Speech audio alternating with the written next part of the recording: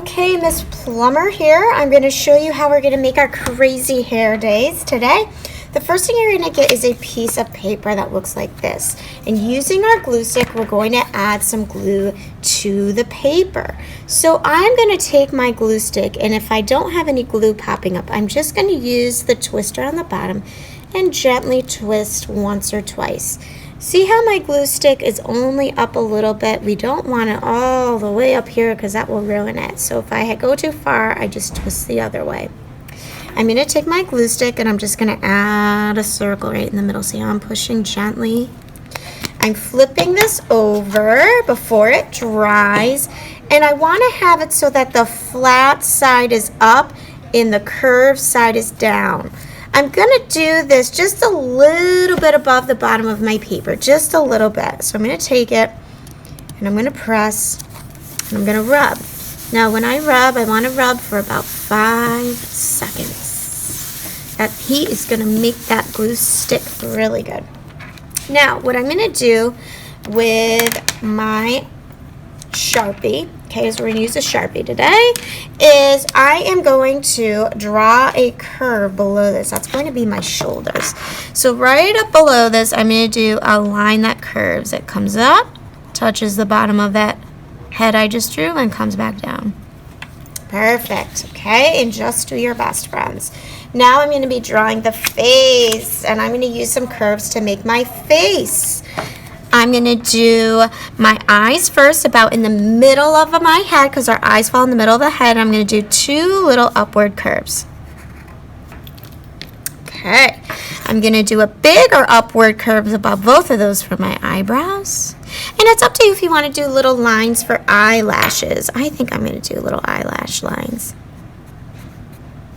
You're then going to do another curve. It's about the same size as your eye curves, and that's going to come right in the middle below those like this. And then our mouth is the biggest curve, and that goes in the opposite direction. That's a downwards curve. So that's going to go like this. How cute. All right, my friends, so we're going to be practicing some different types of lines. You're going to go all from your head to the top of your paper like this, okay? What I'm going to have you do, friends, is I'm going to have you take your paper and I'm going to have you twist it like this, okay? So we can draw our lines from here to here like you would on a piece of paper, okay?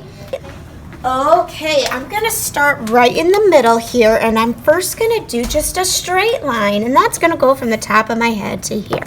So I'm going to start here. I'm going to go all the way to the top of the paper, but I have to be very careful because when I get right to that edge, I want to stop what I'm doing because I do not want to get any marker on my desk. So you have to remind yourself to stop when you get really close. Okie dokie, my friends. Now what I'm going to do is I am going to do some wavy lines. This is kind of like a wave. It's got a little curve to it. So how this goes, you're going to start at the head. You're going to kind of go up a little bit, and then you're going to start to curve back down, up, back down, and you're going to keep doing that until you get all the way to the end. So that is your curvy line, wavy line. Okay. Next thing we're going to do is called a dash line. It's very similar to a straight line, but it has some cuts in it. So you have to stop and pause once in a while. So I'm going to come out like I would with my straight line, but I would pick my marker up and put a little pause and stop in between my line. See how I did that?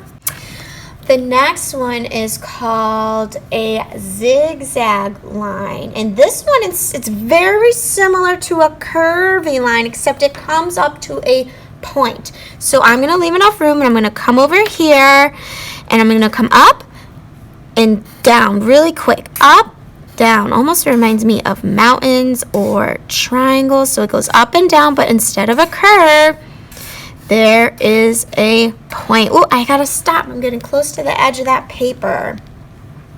Okie dokie, friends. So the next one is called a loop-de-loop line. This one's a little tricky, so just do your best, okay? So I'm going to take this really slow for you. I'm going to come where I have room here. I want to come down away from the line, okay? Don't get too close.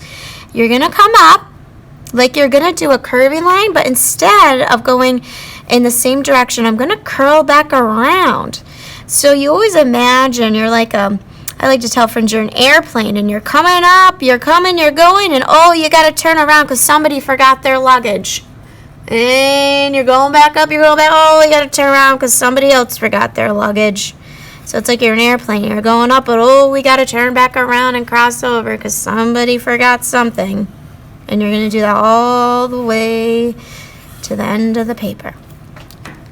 All right, so we have a lot of space here. We can actually do some lines that kind of come at an angle. Anytime you have a line that's not going up and down vertical, it comes a little bit to the side. That's called an angled line. Let's see. You can definitely invent some lines. Oh, there's another line I want to do, a dotted line. It's very similar to a dash line, but instead we're doing dots. So coming from here, this line's going to kind of angle. Right at the corner of your head, you're going to do some dots, and they're going to just follow each other until you get to the end of your paper. Look at that, friends. All right, and then the last one I'm going to do is a little tricky too, so just do your best. This is called a castle line. It kind of looks like a box. So I'm going to come up here, and how this goes, it goes like a straight line that comes out, goes up, goes across, down, cross, then up, then across, then down, across, up, cross, down,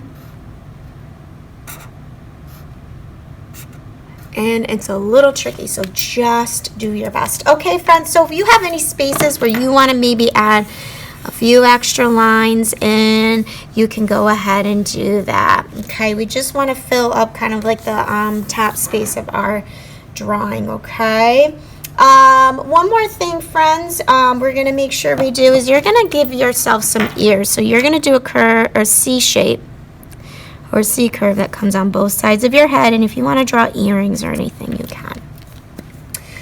Okay, friends, so now that we have that done, we're just going to go over and trace our lines. And tracing is when you just go right on top of what you did.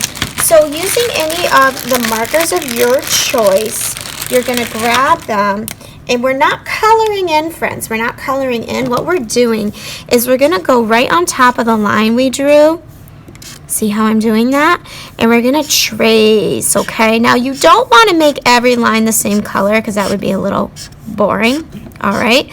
So we're going to make sure that when we're doing this that we are taking our time, we're switching colors, we're not filling in again. We are just going on top of what we did, and we are tracing.